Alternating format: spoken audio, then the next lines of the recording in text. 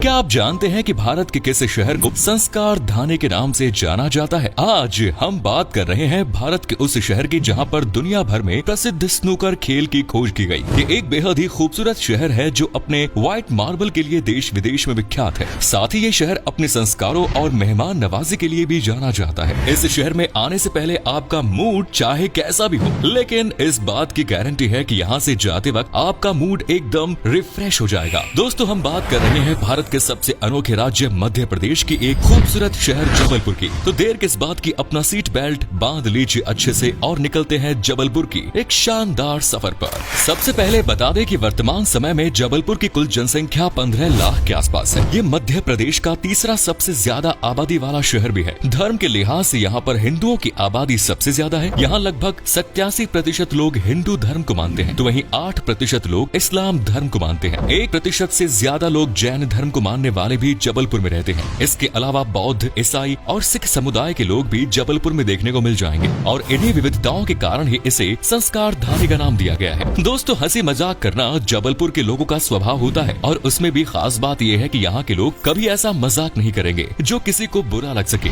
जबलपुर शहर का इतिहास काफी पुराना है, जिसकी तुलना काशी और मगध साम्राज्य से भी की जाती है। यहाँ अनेकों ऐसी जगह है जहाँ आप घूमने के लिए जा सकते हैं। इसे इंदौर और भोपाल के बाद ये मध्य प्रदेश का तीसरा सबसे प्रमुख शहर माना गया है। जबलपुर पर कालचूरी, गुप्त, हर्ष, सुगंस, भील, गौंड, मराठा और कालाचूरी जैसे अनेकों साम्राज्य शासन कर चुके हैं। जबलपुर को मध्य प्रदेश की कल्चरल कैपिटल और न्यायिक राजधानी भी कहा जाता है, क्योंकि मध्य प्रदेश का उच्च न्यायालय इसी शहर में स्थित है। जबलपुर शहर नर्मदा नदी के तट पर बसा हुआ है और प्राचीन समय से लेकर आज तक नर्मदा नदी को एक पवित्र नदी के तौर पर पहचाना जाता है। मध्य प्रदेश के लोग नर्मदा नदी को माँ नर्मदा कहकर बुलाते हैं। कहा जाता है कि जबलपुर शहर को जबाली नाम के एक ऋषि ने बसाया था। ऋषि जबाली ने यहाँ आकर तपस्या करनी शुरू की थी और उन्हें ये जगह इतनी पसंद आई कि उन्होंने यहाँ एक नगर बसाने का फैसला किया। इसके बाद इस जगह का नाम ऋषि जबाली के नाम पर ही जबालीपुरम रख दिया गया। इसके अलावा समय समय पर इसे त्रिपुरा तीर्थ और जबलगढ़ जैसे कई नामों से पहचान मिली। जबल का अर्थ होता है रॉक और पुर का मतलब होता है नगर, यानी पत्थरों का शहर जबलपुर को कहा जाता है, क्योंकि यहाँ पर आसपास मार्बल्स की ढेरों चट्टानें मौजूद है। जबलपुर का लिटरेसी रेट 83% तक पहुँच गया है,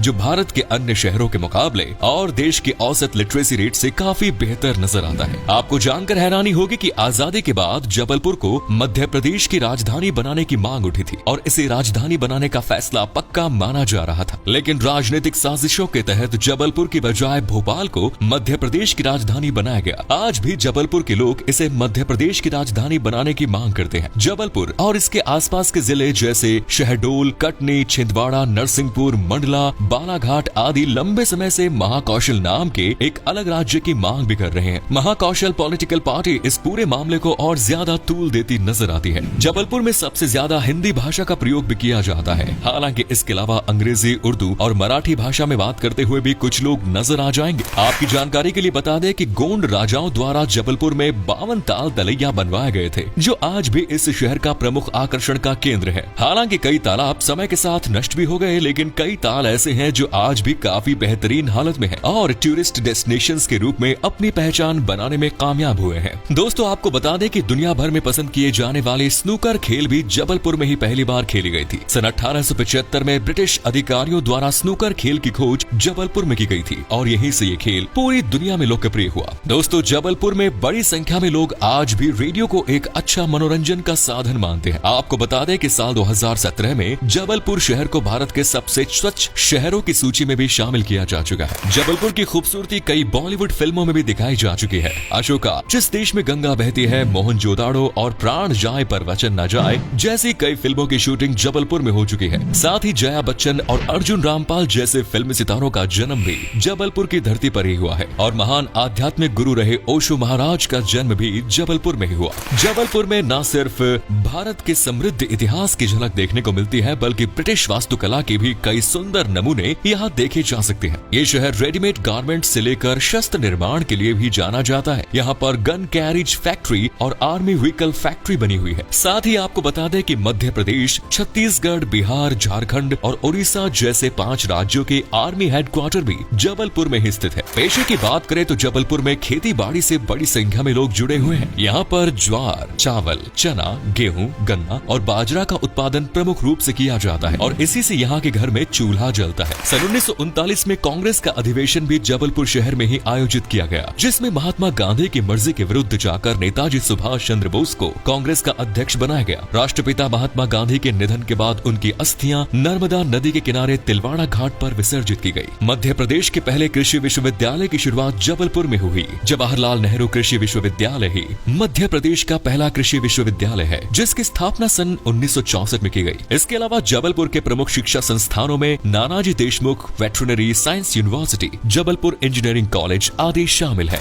जबलपुर शहर अपने लजीज खाने और संस्कृति के लिए भी मशहूर है। अगर आप जबलपुर जाएं तो यहाँ की फेमस खोए की जलेबी टेस्ट करना बिल्कुल मत भूलिएगा। यकीनन ऐसी जलेबी आपको हिंदुस्तान के और किसी कोने में खाने को नहीं मिलेगी। इसके अलावा कोपरा पाक, पिलाक, साबूदाना खिचड़ी, समोसा, रबड़ी, मालपुआ और पोहा भी जबलपुर की स्पेशलिटी मानी जाती है। दोस्तों, जबलपुर के सभी त्योहारों में यहाँ की संस्कृति और लोक नृत्यों की झलक आपको देखने को मिलेगी। मटकी, फूलपति और गिरी डांड यहाँ के प्रमुख लोक नृत्य हैं। यहाँ एक जातीय समूह है जो इन डांस फॉर्म्स का अभ्यास करते हैं। इन समूहों को कंजर और बंजारा भी कहा जाता है। अगर आपको शॉपिंग करना पसंद है तो इस मामले में भी जबलपुर आपको तहे दिल से स्वागत करेगा और कभी निराश होने का कोई मौका नहीं देगा। जूट से बने प्रोडक्ट्स, हैंडक्राफ्ट्स, चंदेरी और महेश्वरी सारी जैसी चीजें आप जबलपुर से खरीद सकते हैं। शॉपिंग के लिए आप सदर बाजार, कमानिया गेट और गोरखपुर मार्केट विजिट कर सकते हैं। इन सब के अलावा जबलपुर में घूमने के लिए आपके पास ढेरों ऑप्शन है। चलिए अब आपको यहाँ के प्रसिद्ध टूरिस्ट डेस्टिनेशंस के बारे में बता देते हैं, जिन्हें देखने के बाद यकीनन जबलपुर घूमने की आपकी चाहत और ज्यादा बढ़ जाएगी। भेड़ घाट में बनी मार्बल रॉक इस शहर की सबसे प्रसिद्ध जगह है। यहाँ चारों तरफ आपको संगमरमर की चट्टानें नजर आएंगी। नौका विहार के जरिए आप इन चट्टानों को करीब से देख सकते हैं और यहाँ पर नाव चलाने वाले नाविकों का भी एक अलग ही अंदाज होता है। पूरे सफर के दौरान वे मजेदार चुटकुले और शायरी बोलकर आपका मनोरंजन करते रहेंगे,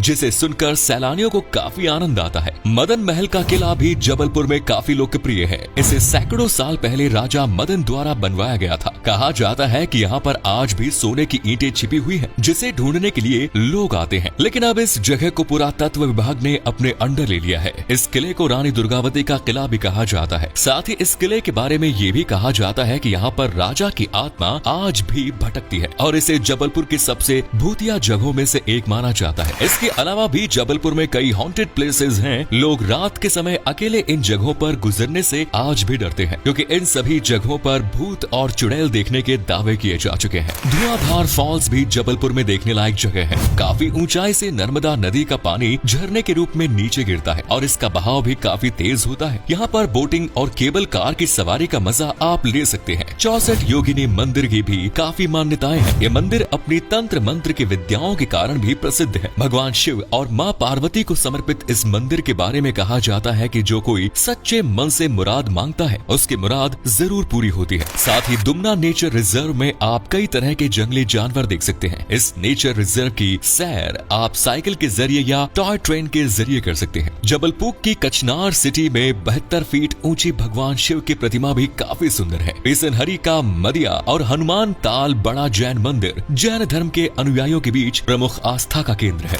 जबलपुर में सबसे देखी जाने वाली चीज है यहाँ की बैलेंसिंग रॉक। इसको देखने के लिए लोग काफी उत्सुक रहते हैं। इस चट्टान को देखकर ऐसा लगता है जैसे हाथ लगाते ही ये चट्टान गिर जाएगी, लेकिन सदियों से ये चट्टान ऐसा ही स्थिर है। कई भूकंप और मौसम की मार का भी इस पर असर नहीं हुआ। ये कुदरत का एक करिश्मा ही कहा जा सकता है। इन सभी जगहों के अलावा आप Bhanwartal garden, Tagore garden, Rani Durgavati museum, लम्हेता घाट जैसी जगहों पर भी घूमने के लिए जा सकते हैं। आपकी जानकारी के लिए बता दें कि जबलपुर की गिनती आज भारत के बड़े शहरों में की जाती है। रेल, सड़क और हवाई मार्ग के जरिए ये भारत के लगभग सभी बड़े शहरों और राज्यों से सीधा जुड़ा हुआ है। जबलपुर एयरपोर्ट और जबलपुर जंक्शन मध्य प्रदेश का सबसे तीसरा व्यस्त हवाई अड्डा और रेलवे स्टेशन है। साथ ही बस और अपनी पर्सनल कार के जरिए भी आप जबलपुर तक पहुंच सकते हैं। जबलपुर का बस टर्मिनल भी भारत भारत के सबसे स्वच्छ बस टर्मिनल्स में से एक माना जाता है। अब आपको बताते हैं कितने पैसे खर्च करने पड़ेंगे मध्य प्रदेश की सैर पर। अगर आप अकेले सफर कर रहे हैं तो आपको हफ्ते में लगभग 30,000 रुपए खर्च करने पड़ेंगे, जो कि काफी सस्ता पड़ता है। और यहाँ आपको कम से कम पैसों में अच्छे से अच्छे होटल मिल जाएंगे रहने के लिए। तो दोस्तों, ये था खूबसूरत शहर जबलपुर। कैसा लगा बताइए कमेंट्स में। आप में से अगर कोई है जबलपुर या फिर मध्य प्रदेश से तो हमें कमेंट्स में जरूर बताइए। अगर नहीं है तो बताएं क्या कभी आपने विजिट की है इस शहर की, और अगर की है तो आपका एक्सपीरियंस कैसा रहा ये भी हमारे साथ शेयर कीजिए। वीडियो को लाइक कीजिएगा और अपने दोस्तों और रिश्तेदारों के साथ शेयर करना ना भूलें।